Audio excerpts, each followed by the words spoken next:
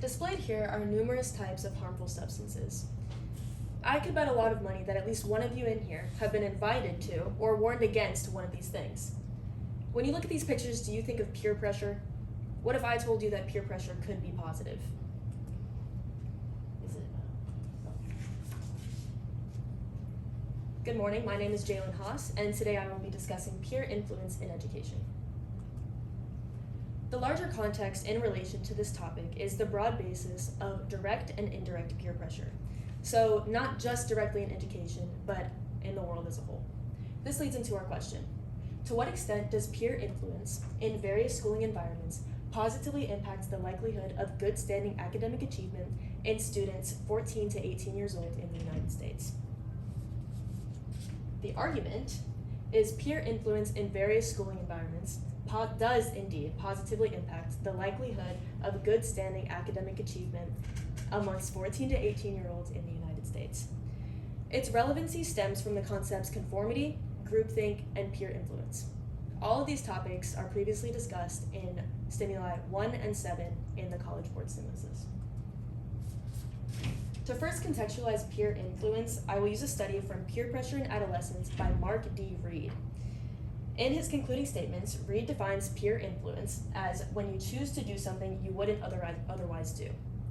He then goes on to explain peer academic value and social belonging as a topic of these two.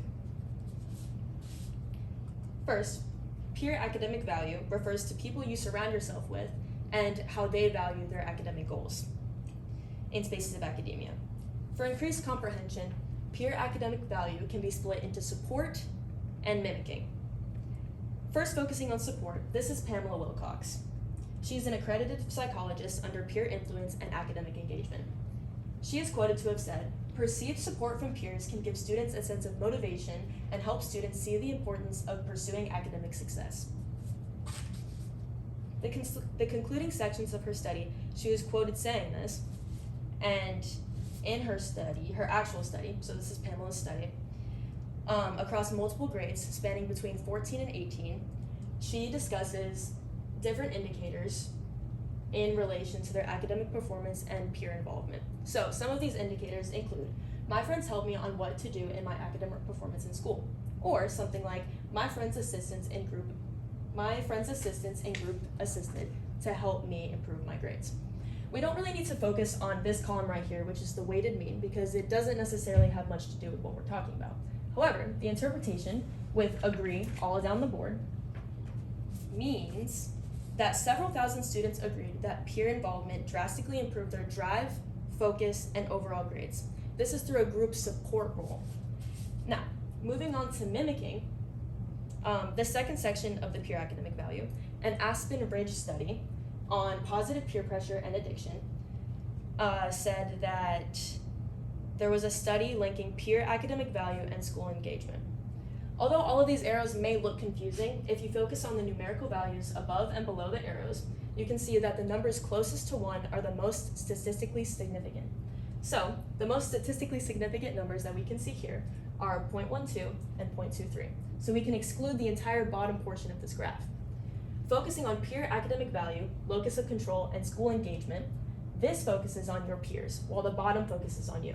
So, your peers' academic value, something that they've had since they started school, goes into their locus of control, which is their indirect and direct actions, and then the consequences of those actions. The decisions they make to do better in school and to do better about what grade point average they want to achieve, leads into their positive school engagement. So down here is you, and it's a positive and parallel correlation. So they're doing well in school. You see them doing well in school, which is the educational expectation that you set for yourself based on their locus of control, leads into school engagement, which is positive for the both of you because you're following them up like a follow the leader effect. A complementary perspective to peer academic value is social belongingness. Social belongingness refers to you feeling included and interactive in the group that you decide to put yourself in through schooling. So, the purpose of this graph is to recognize that social belongingness is significant compared to the insignificance of other factors, such as curiosity, cultural parenting orientation, and education. The last slide being a preface to this slide, Stephen Gump relates social belongingness to attendance. He said, and I quote, "The more interconnected a student is with their peers, the more likely they are to attend institution and therefore retain more material." This directly ties into a study conducted by Fairbanks North Star School District, where they measured graduation rate by attendance. Here, they show graduation rate on a vertical scale and attendance rate on a horizontal scale. As attendance rates increase, so do graduation rates.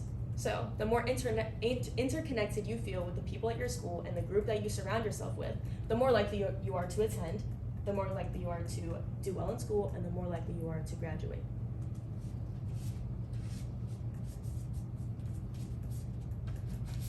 A common counterclaim to peer-induced academic achievement is that negative influence could work in the same way that I am describing. So, for example, if you surround yourself with a negative group of people who do not achieve well in school, you could therefore follow the same path. However, this is proven statistically insignificant according to College Board Stimulus 7 in the Developmental Cognitive Neuroscience, where they measured peer influence and negative influence to positive influence in academic success, where positive influence showed to be higher than negative influence. So while you could be negatively influenced by your peers, it is significantly less likely than a positive influence. And the positives do outweigh the negatives. Since peer influence has proven to positively impact students, students still tend to stray away from peer involvement. A solution to this issue could be student intervention workshops and slight high school curriculum change. For the student intervention workshops, a third party could come into students' classrooms and explain the severe benefits of working in a group or working with your peers to achieve academic success. The slight high school curriculum change would be a more group-oriented focus on the already standard curriculum that we all know today. However, with every solution comes a limitation, and for student intervention workshops, students could initially reject and be dismissive to these things. And there could also be a lack of funding for students' high school curriculum change. That is due to classroom materials and other curriculum changes needed that would require money. This is my works cited page. Thank you. Any questions? I do have two questions for you. Okay. How valid and reliable are the sources that you use, and how do you know? I think that probably 99% of my sources are extremely valid because I pulled them from scholarly articles and academic journals, and I made sure to stray away from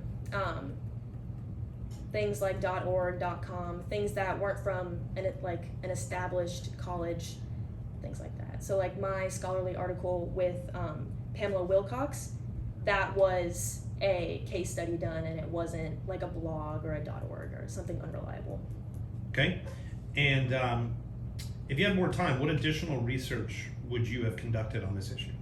If I had more time, I would delve deeper into the GPA and grade point average aspect of academic achievement. I didn't have enough time, and it was a little bit more difficult to find information on that, so I didn't go as far into that as I could have.